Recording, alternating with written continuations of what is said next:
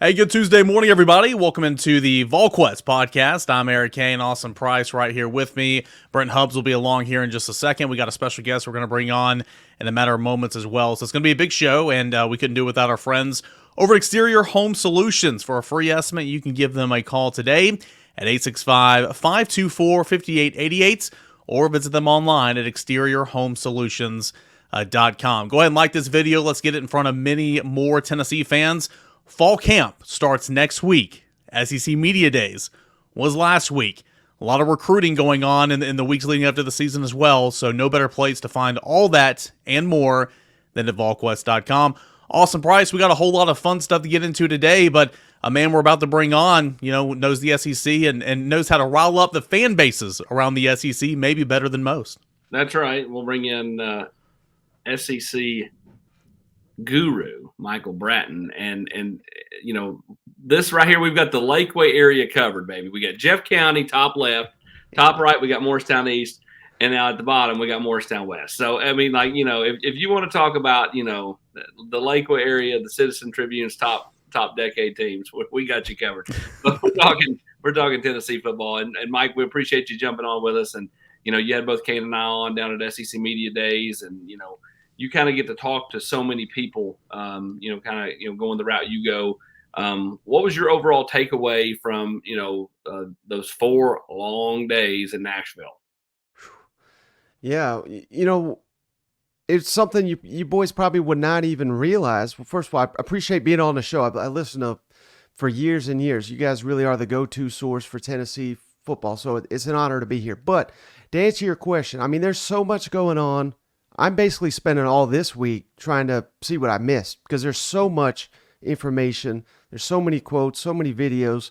But the thing that stood out to me the most, and I guess I should have anticipated this, but it kind of blew my mind, the presence of Texas and Oklahoma at this event. Because I'd run into some of these guys last year, but this year, just anything Texas, Oklahoma, Texas A&M related we put out over at that SEC podcast. I mean, these Texas people, these Oklahoma people, they cannot get enough of it. They are ready for life in the fans are ready. I don't think the teams and the coaches are ready for the SEC, but the fan bases are ready. And I know we got a season to go. This is going to be one heck of a season, but it's hard not to look ahead to 2024 when Texas and Oklahoma join the league, because as great as the SEC is, and I'm the biggest SEC homer in the world, it's going to get even better in 2024. That's kind of the biggest takeaway I had. Yeah, it just means more, right? I mean, you add 2 more to the conference, 16, and it's just going to get a whole lot better, especially if football is concerned. And Mike, I want to kind of channel it in more towards a Tennessee perspective. Again, you talk to coaches, you talk to other media personnel, you talk to players. What's kind of the vibe about Tennessee this season that you got from speaking to the likes of other SEC people? Confidence. I think that this, for the first time, people genuinely believe Tennessee is back and Tennessee can sustain this because, the offense, I'm not telling you guys anything you don't know, but it is for real. It's everywhere Heupel's been. The last 7 quarterbacks, something he's had, have all put up insane numbers, and Joe Milton will likely just be the next on the line, and we're looking ahead to Nico, and the future very, very bright at Tennessee. And the fact that I apologize, I think I said the same thing to both of y'all, but it just struck me so much. We're sitting there talking Alabama, Georgia, which one most likely to be a win for the Vols this season. The last decade, if I asked you that, you guys would have laughed and then got off and left the table because it's not even worth entertaining. But here we are discussing it, and that's not to say Tennessee's going to go undefeated and kill everybody, but they certainly exceeded expectations last year. I didn't have them winning 11 games. I thought they'd win maybe 9 if things broke right, and they exceeded that. So if I'm sitting here thinking they could only go second in the East, I think they can exceed even those expectations, and they can win the East. They do host Georgia, and Georgia, hey, at this time last year, we were all saying nobody can beat Bama. They got Bryce Young, Will Anderson, multiple teams beat Alabama. So that goes to show what we know in the offseason. So I think the fact that Tennessee enters the season with realistic chances, they're not the favorite, obviously, but chances to win the East, to potentially win the SEC. I think that has to be said. Are you shocked at how much, because I was going to say, I think it works to your point. I think it works to Tennessee's advantage that, they're not picked to be the media darling. They're not, there's so much other chatter out there about other teams. But are you shocked at how Kirby Smart continually gets his guys to buy into this disrespect? I mean, like the people talking like after nobody said last year, what? Like, what are you talking about? I mean, yeah, people picked Alabama, but at the same time, nobody thought Georgia was just going to fall off. They thought they were a playoff team, but didn't have enough to go back to back. All of a sudden, they go back to back and do it in convincing style. Yeah, I mean, I'm not totally surprised because he learned from the master. I mean, no one but Nick Saban has been able to keep a sustained run like this, and that doesn't mean Georgia's going to get there. I think, it's cliche to say, but getting to the mountaintop is a lot easier than staying up there, but Georgia has done it, obviously, 2 years in a row, and they should be the favorites to do it for a third. I just don't think it's going to happen, but just because of how difficult that really is. But, to your point, I mean, obviously some tragedies down there. They're not rooting for that, but the narratives and the discussions and the media down there turning against them, I can't tell. I mean, I don't want to go off the record here, but many people we spoke to down there say, yeah, we'll talk to you, but just don't ask us about AJC. So, I mean, they are even influencing the media down there, I think, to where there's topics they cannot discuss. So it's wild to see all that, but hey, that's the power Kirby's got in that state. He's the king of college football, and I think he's running that state just like Nick Saban runs Alabama. So how does Tennessee get past them? Like, they're picked second. How do they go a notch above and get to the top spot in the East, in your estimation? I mean, I think they have to get stronger on the line of scrimmage, and that was evident when they met up with Georgia last fall, and that was with Tennessee's offensive line significantly better than I thought it would be. So is it realistic that they can be even better this year? I don't know. But I certainly know Georgia doesn't have Jalen Carter anymore, and he's a game wrecker. And I've had people tell me, I mean, he's the difference when they played Tennessee. He was the difference when they played Alabama and Ohio State. I mean, when that guy, certain plays, he's just unblockable. And I don't think Georgia has another guy like that. So I think that is something that not enough people are looking at. Darnell Washington, he was such a freak. Not statistically, but he was essentially a third offensive tackle on the field at all times. And, he can jump over a linebacker if they needed him to. I mean, they don't have another guy like that. They got Brock Bowers, who is probably the best player in all of the SEC, if not the country. But he's different, obviously, than Darnell Washington. So there are pieces that Georgia is missing this year, reasons to doubt them. But I'm not crazy enough. I say a lot of crazy things. I'm not crazy enough to not pick Georgia to win the East, but Tennessee's got to get better, deeper on the defensive side of the ball, and I think Heupel and company have attacked that the last two recruiting cycles, and they're certainly doing it now.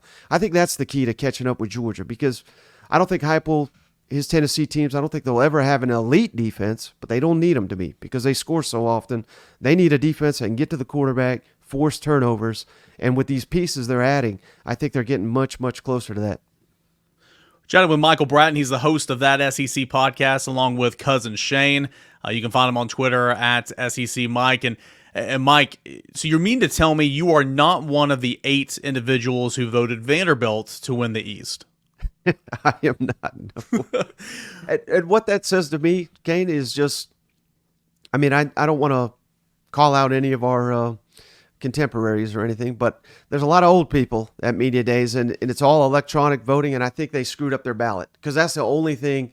I think they meant to vote Vanderbilt 8th, and they did them first because either that or they're just trolling, and it's to my knowledge it's all anonymous, so I don't understand the trolling aspect of it either. So I think when I saw that, it's the media poll is what it is, but it's not worth getting upset over. So we're talking about Georgia. You've mentioned Alabama, of course. Let's take those 2 games off the table because we know how important those games are for Tennessee. Georgia in the East and Alabama, still Alabama. It is an SEC game, but a lot of other games on that schedule for Tennessee that are so important. You asked both of us this question. You got Florida in week 3 on the road, A&M at home, South Carolina, Kentucky on the road. What game does Tennessee really need to not watch out for, because you're watching out for all these games, but which one of those games are going to be the biggest competition for Tennessee if it needs to get to where it needs to go to get to 9 to 10 wins?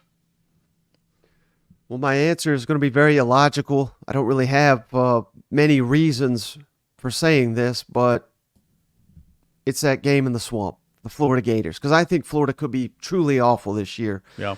Yet they've been truly awful before, and they've beaten Tennessee, particularly in the swamp. Now, I realize that's got nothing to do with this game, and these players got that off their back last year beating Florida, but even that one, as dominant as they looked in times, they nearly gave that one away. So I think to get the ball rolling, kind of like last year, that Pitt game. I mean, Tennessee was worlds better than Pitt, but again, it went in overtime.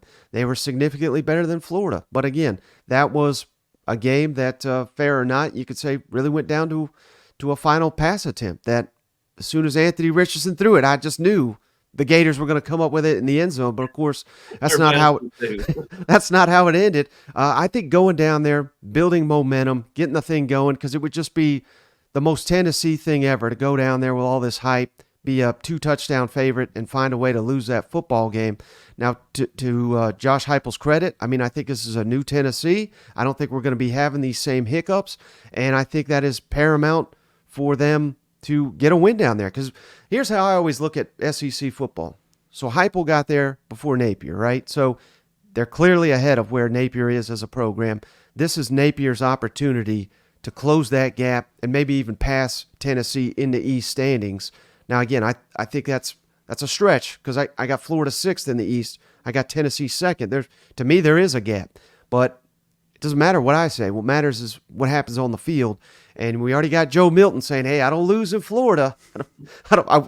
I wish he did not say that because I feel like that could come back to haunt the Tennessee Vols early in the season. But to get the momentum, I mean, to beat an A&M, to beat a Kentucky on the road, Alabama on the road, Georgia in Knoxville, I don't see how realistic that is if they're losing to teams like Florida. So to me, that is a critical game to just showing that last year was not a fluke, which I don't think it is, but they have to prove that on the field to me. Yeah, I mean, you're looking to try to win in Gainesville and Tuscaloosa for the first time since 2003. I mean, it's been 20 years for both. And so, you know, that Florida game is pivotal because if you win that one, everybody can talk about UTSA being a trap game and all that stuff, whatever. You know, they're a good team. Tennessee, it's not like they're going to sit there and go, oh, you know, it's going to be 55-0 and we're going to roll over them. They'll approach them the same way. Then you got South Carolina. Everybody's got them beating the Gamecocks. And then you have the bye week heading into that A&M game.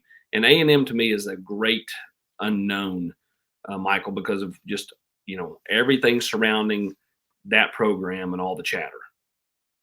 Yeah, and I honestly, right now, again, take my opinion for what it's worth. I'm accurate about as often as I'm wrong, but I would lean A&M to win that game, even though it is in Neyland Stadium, and it's because of the line of scrimmage. I think A&M is going to be one of the better teams, maybe the best in the SEC, if not the country, on the defensive line, bringing back everybody on the offensive line as well. But that offensive line was not very good last year, so that could be a benefit. It could be a negative for them Aggies. So I just think A&M is going to be a very, very difficult team. I've got A&M higher than Alabama on my West ballot. Now, could you talk me into A&M being a train wreck and Bobby Petrino, he may not even be with the program by the time that Tennessee game rolls around, and maybe Tennessee kills A&M. You could talk me into that as well. But I just think with their backs against the wall, I've said it many times, if Jimbo does not go 8-4, and that's kind of sad that I'm sitting here saying in year 6 we got to go 8-4, you got to fire him. You got to get someone qualified to go in there. I think they're a 9-10 win team this year. So that Texas A&M game that may be a more difficult game than Alabama, believe it or not. You got the $56 million to fire him? What's more than that? Yeah, I think it's around 70, but they'll come up with it real quick. Trust me, if they suck again and Texas wins the Big 12, they'll have that money in a heartbeat. Isn't it 84 right now, and it'll go down to 70-something after this season? I mean, it's something stupid. I thought it goes down to 56 after this season, but I could be wrong. Regardless, it's stupid either way. It's a whole lot of money. So, like, if you want him gone, what's the use of waiting another year to get it down 13 or 14 million? There you go. But that's my thing. Yeah. If you feel like that's the move you have to make, what are you doing? Like, what's the difference between 70 million and 84 million? Like, that's just a stupid amount of money regardless. So, like, maybe he's broken a rule, and Texas A&M can invite the NCAA down there to get rid of the buyout. I mean, that would be my move. Can pay for that investigation as well. Hey, we're kind of going down this schedule here, and we'll be with you here for a couple more minutes. Don't want to keep you all day, but you mentioned the A&M game. Going to give you an opportunity to come around with another big-time toss-up game on the road at Kentucky. I think Kentucky's going to be a whole lot better, significantly better at the quarterback position. What do you like about the Wildcats at home later in the season against Tennessee? Yeah, that's another team that I love. I got them third in the East this year. The Kentucky Wildcats, I think they're in for a big bounce-back year. I truly don't have respect. I don't know if that's the right word, but I think Mark Stoops is overrated as a coach. I've been very clear on this. He's a C+ head coach, but he's got a great defensive coordinator in Brad White, although he has no clue how to solve Heupel's offense, but that's not unique to Brad White. Bringing back Liam Cohen, I think that's critical to Kentucky. 2 years ago, he was the offensive coordinator when they won 10 games, but I think you hit on the most important aspect there, potentially. Devin Leary, the transfer quarterback from NC State, I think he's a lot better player than Will Levis, and I was a guy at Media Days causing a stir a year ago when I said Will Levis, not a first-round pick. I mean, hell, some people were saying first overall pick. I said that guy should never make another projection like that again. And it turned out, I was right on that one. But yeah, to me, the critical thing for Kentucky is that offensive line, because that was a train wreck last year. That was kind of the DNA of Mark Stoops' program, was the offensive line, and it's kind of the inverse now. Now they have receivers, they got a quarterback. They've got a really good running back, Ray Davis from Vanderbilt, who was one of the most underrated players in the SEC last year. And that, again, go back to the defensive coordinator. I don't know that they have a lot of high-end elite players aside from one or two on that defensive side of the ball, but they're always stingy. So I think their defense is going to be really underrated. I think 9 wins is a realistic possibility for Kentucky. And I think that game means more to Kentucky than it does to Tennessee, certainly. So that's their Super Bowl right there. That's one you really got to keep your eye on. Tennessee always beats Kentucky, so I do lean Tennessee, but it is not going to be easy. If Joe Milton is who all the fans and the staff hopes he is this year, where do you see Tennessee setting at the end of the year? Where do you see them, going bowling, all that? Probably 10-2 is right where I'd put it, with probably losses to Georgia and either Alabama or A&M. I think those are the 3 most likely losses on the schedule. But again, if he's even better, I mean, I'm still in the wait and see mode with Joe Milton. I'm trying not to buy into the hype because I've seen enough of them, and I always believe you kind of are who you are after we've seen you for multiple seasons. But at the same time, I got to give Josh Heupel and that offensive system the benefit of the doubt. So I'm kind of right in the middle there. So I think that's a realistic possibility. 10-2 once again, another New Year's Six bowl game. And I think if Josh Heupel was being honest, I mean, I don't think that's the standard by any means, but I think they would take that with the possibility for the 2024 to be a really special season on Rocky Top. His name is Michael Bratton. He is the co-host of that SEC podcast, does an awesome job. Find him on Twitter at SEC Mike. He is a native of the Lakeway area, as Austin pointed out at the top of the show, so he's a good guy. Michael, appreciate the time, man. Tell us all where we can find your work and how often you do your podcast and all that when we're not listening to the Volquest podcast. Yeah, absolutely. So it's that SEC podcast, available on all podcasting platforms, highest rated SEC show on Apple and Spotify. We're on YouTube, Twitter, Instagram. I think we even got a TikTok. I don't have much to do with that stuff, but what about we're Threads? On all of them. No, we refuse. We're not going down that road. We're not doing any more. We've hit the limit with TikTok. Trust me. Good stuff, man. Really appreciate the time, and let's do this again soon. All right. Anytime. Really great stuff there from Michael Bratton. Encourage you to go follow his work. He does an awesome job, and hope you guys enjoy that conversation that AP and I just had with him here on the Volquest podcast. I want to tell you about a proud sponsor of the Volquest podcast. Been with us for a couple of weeks now, and we are super thrilled about it. It is Bird Dogs, all right? Bird Dogs make you look good. They got stretch khaki shorts designed to fit slimmer through the thigh and to give that leg truly a sculpted look. And Bird Dog shorts, they do the exact same thing that Lululemon does, but they fit way better. The fit is because regular shorts, they have that stiff, sometimes restricting cotton, but Bird Dogs fixed that issue easily by inventing a cloud knit fabric that looks like khaki, but it stretches, so you get a slimmer fit without having to sacrifice movement in your everyday life. Bird Dogs also uses, and this is big for us guys, anti-stink sweat wicking fabrics that keeps you cool and dry all day long. So, Bird Dog's incredible. I got a pair of slacks, got 2 pairs of slacks, both khaki. I've got navy pair as well. Got a pair of shorts, the do anything type of fabric, so where you can go on a date with them, go to a business meeting with them, go to church, whatever the case is. Versatility is the name of the game with Bird Dogs, and they're going to make you look good, and you are going to feel great no matter the occasion. So right now, I want you to go to birddogs.com/VQ. That promo code is VQ. Enter that promo code VQ for a free Yeti-style tumbler with your order. See this right here if you're on YouTube? I've got this Yeti style. It's awesome, keeping my coffee warm here on a Tuesday morning. That is birddogs.com/VQ, or promo code simply VQ for a free Yeti style tumbler. You're not going to want to take your Bird Dogs off. I promise you that. And as always, couldn't do this coverage of the Volquest podcast without our friends, Exterior Home Solutions. Life happens, and damage to your home can be extremely stressful. That's why it's important to find someone who offers efficient, quality work with financing options. Exterior Home Solutions, they value not only family, but community. And they're who I call when life happens, and you should too. Always appreciate our friends Exterior Home Solutions for making all this coverage possible. Busy time for Tennessee football as camp is set to begin next week. And something that Brent did last year and went ahead and did again this year is a sit down with Tennessee Athletics Director Danny White. Part 1's out there right now. Part 2's coming up later today. Brent, a lot of good stuff already out there from your conversation with Danny White.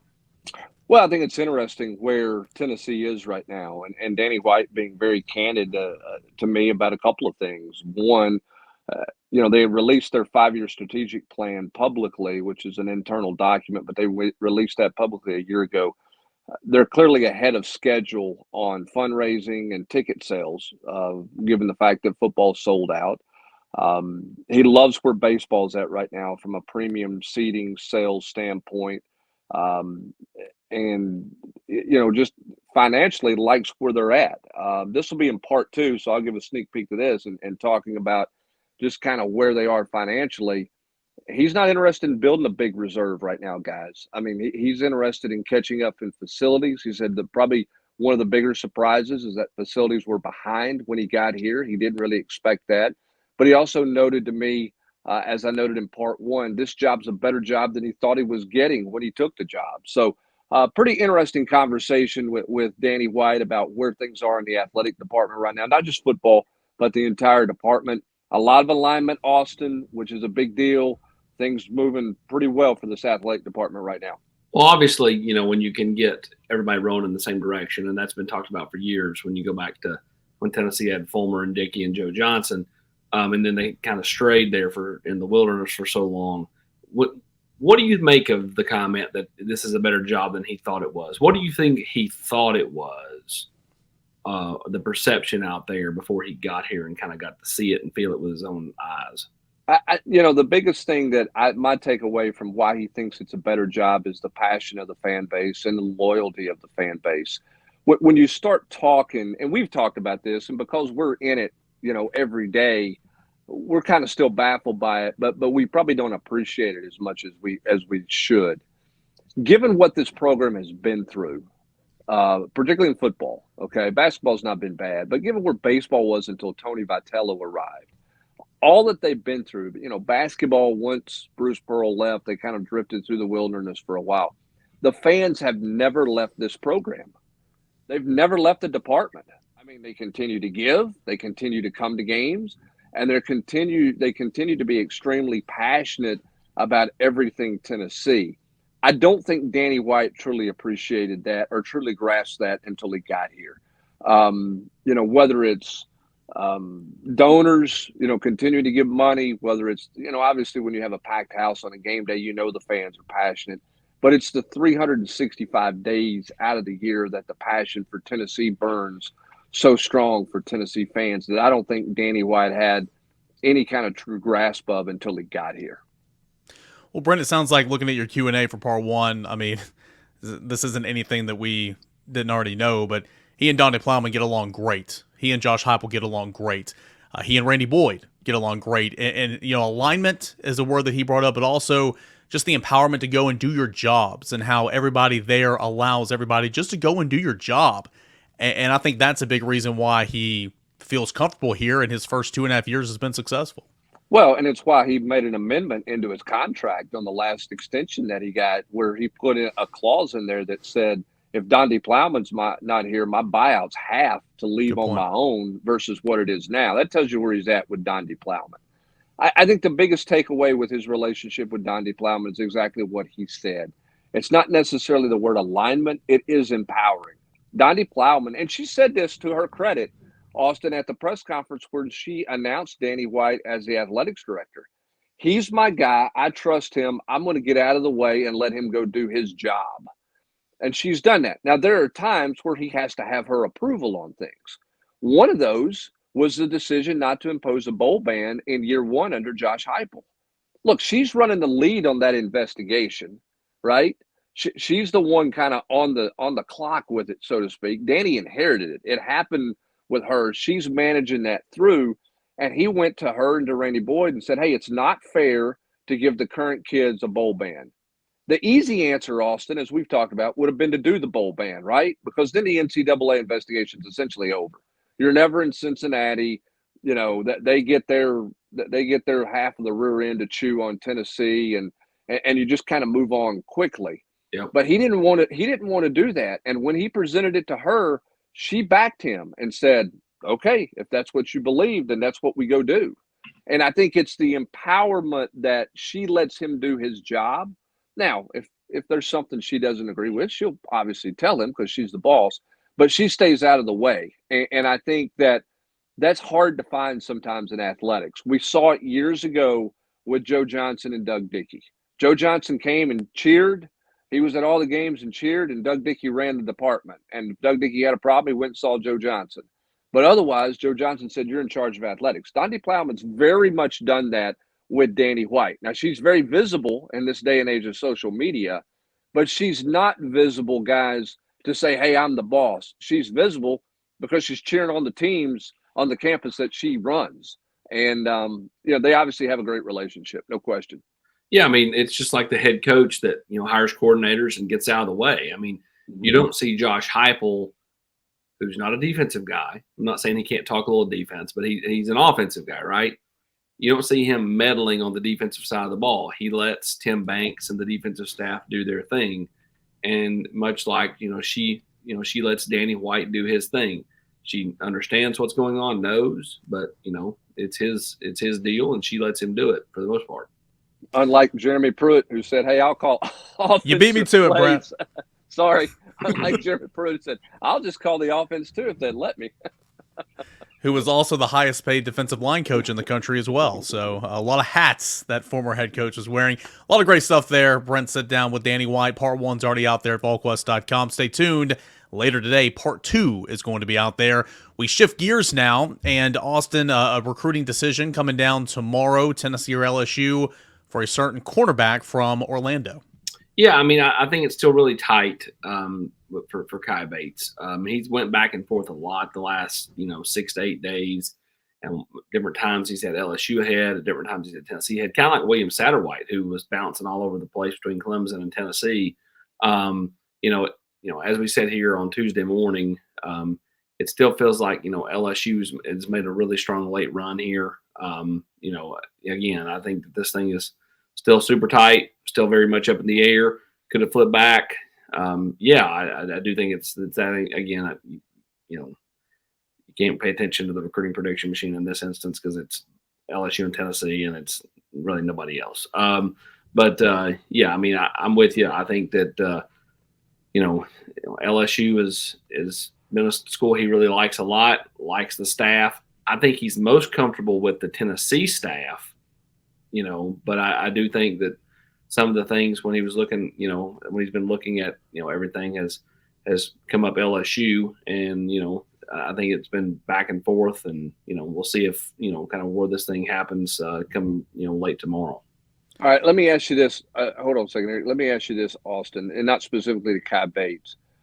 Why are we seeing, and is it just an anomaly with Tennessee that when we get to the finish line and there's 2 finalists or there's 3 finalists, we're seeing more coin flips than we've really ever seen? I mean, you think about it. I mean, Ronan O'Connell was a coin flip, didn't go Tennessee's way.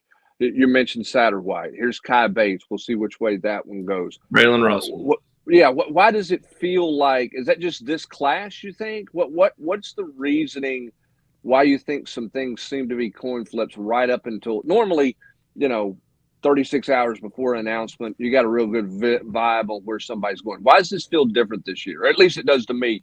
I'm not in it every day. It's been the worst class of all time to try to follow and track. You can have it dead to rights, and then it changes at the 11th hour. Been a war in a coin flip. I think the biggest thing is there's just so many variables. Sometimes it's NIL. Sometimes it has nothing to do with NIL, and it's the kid just wants to play for a winner. Sometimes it's academics. I mean, we've talked about Bennett Warren and the academic side. Sometimes it's outside influences, whether it be a coach or a 7-on-7 coach or mom and dad or grandma or grandpa, that kind of tip the scales one way or the other in favor of a school for a kid. So I think that there's a lot of tipping points, and sure. I mean, NIL is a big deal, in college athletics. Now, is it the end all be all? No, you still have to recruit a kid. Like, to me, like, you don't want kids that if they're only solely driven by NIL, and let's say they're getting offered,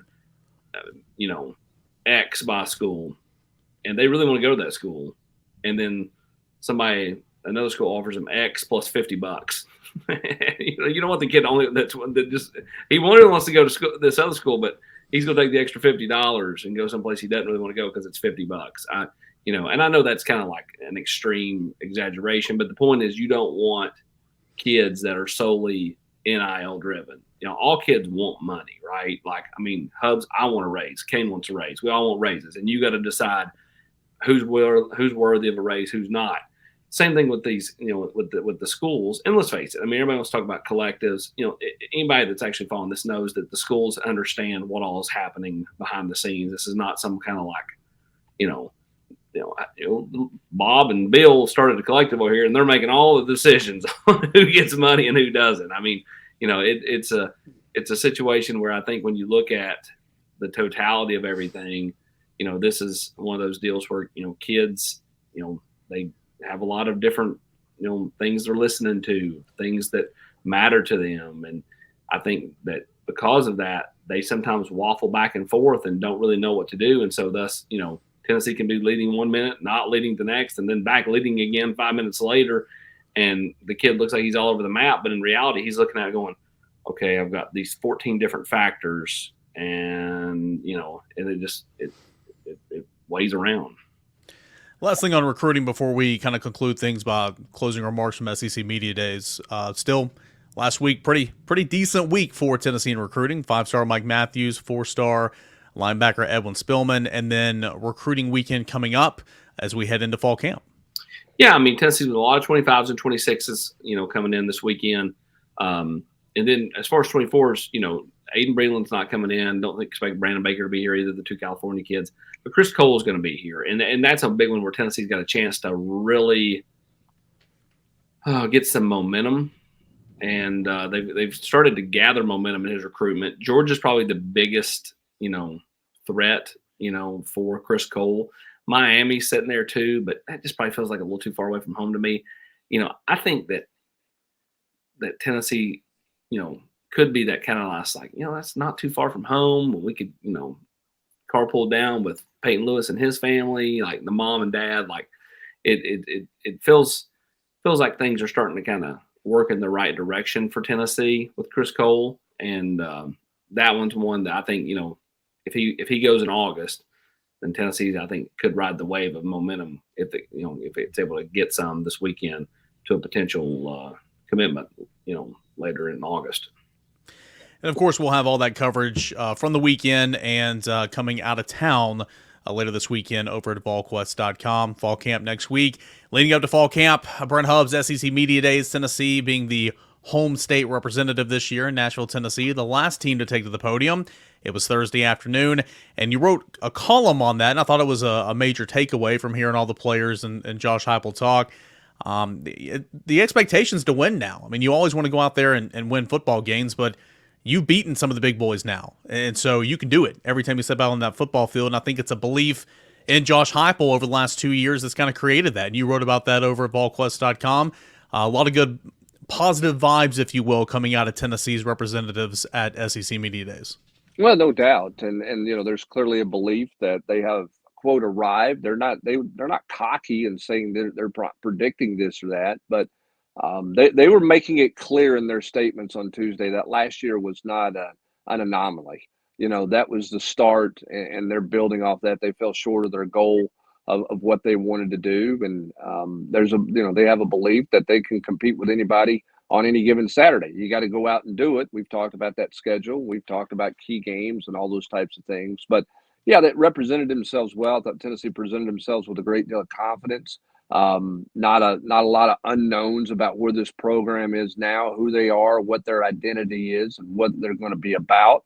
I will give my one soapbox tangent. It's another reason why I love when he does this, baby. That's why SEC Media Days is maddening to me and drives me crazy. It has nothing to do with the location. But when you got Vanderbilt getting 5 votes to win the SEC East, that makes that thing look more and more like a clown show instead of a real media event. And I think it's foolish. I think it makes you look foolish. So that's why I'm not a big fan of the event. But I thought Tennessee represented themselves well. Joe Milton was the talk of the day on that last day. And I'm not surprised by that. So it was a solid day for Tennessee. They got that one in the rearview mirror. Josh Heupel finishing up a couple of events he's speaking at. Then Josh Heupel will bunker down. His team will bunker down on Wednesday morning next week when they hit the practice field and get this thing started. And we'll see where this football team goes and what they turn into. Austin Price, Joe Milton, not lacking for confidence. He never has. But again, kind of out the door here. Easily the media darling there on Thursday. So many reporters, cameras, video cameras, all huddled around him to see what he had to say. And I think he recognizes now is his time, his last opportunity. And there's a lot at stake for him. And obviously, as he goes, Tennessee goes this fall. Yep. And I'm going to get on my soapbox. If I hear one more person that's not a national person, they're not around every day. If I hear one more local media guy ask Joe how far he can throw a wrench and an orange and a grappling hook and a football and everything else, I'm going to pull my hair out. What little bit I have left, it's just going to go. I think Joe gets tired of that stuff, man. I mean, he's a good sport, but and he loves to tout that arm, but at the same time, it's like, come on, guys, we've known he could throw it a country mile for a long time. This isn't anything new. The question is now is, how does he perform, in the swamp, September 16th? How does he perform against, A&M at home on October 14th?